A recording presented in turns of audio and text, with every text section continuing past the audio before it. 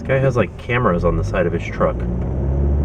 It's weird, right? Stop driving away from me. Back here to work on the old Corvair.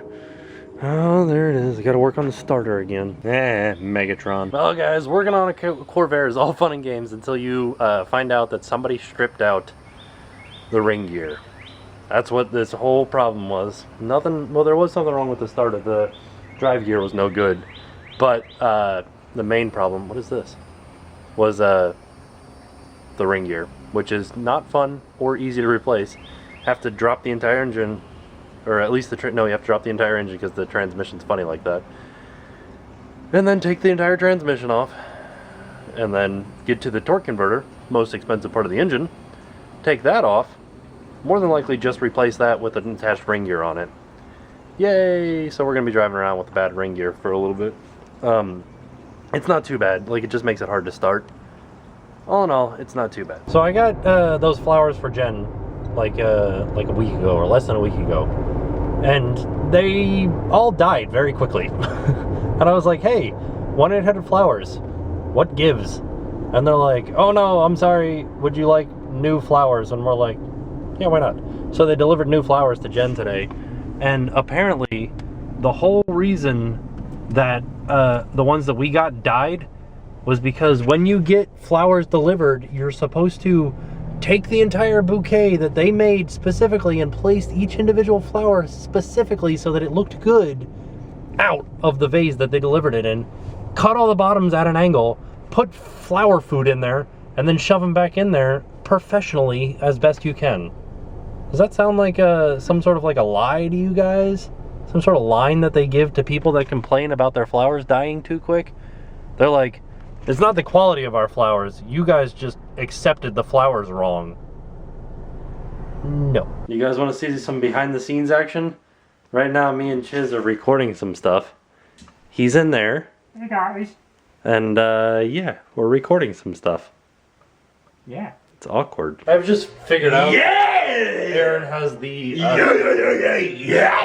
sharpest doorknobs in all of the land. Sorry about that. Randomness of the vlog was just like, hey, look, here's a car, here's some flowers, we're over at Aaron's house. It's kind of how the day went.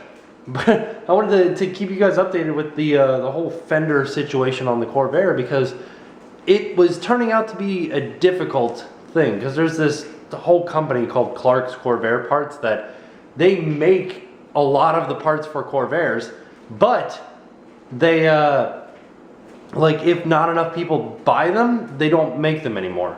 So all right, well, let me tell you about this. Hold on, let me explain the story a little bit better.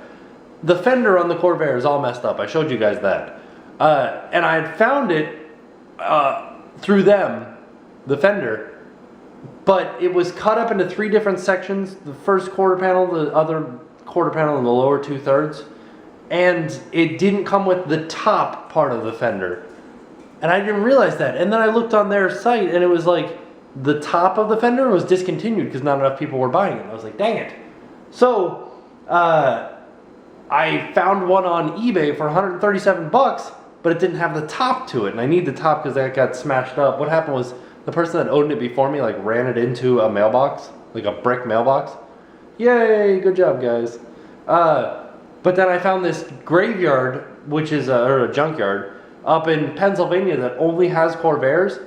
And I asked them, I emailed them, I was like, hey, do you guys have fenders? And they're like, yeah, it's $477, but it's new old stock, meaning that Chevy stamped it.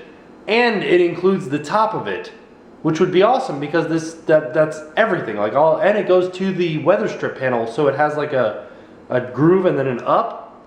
Or the weather strip groove channel, not panel, channel. And so I should be able to like weld right there, and it'll be hard to notice, and then all the other welds will be underneath.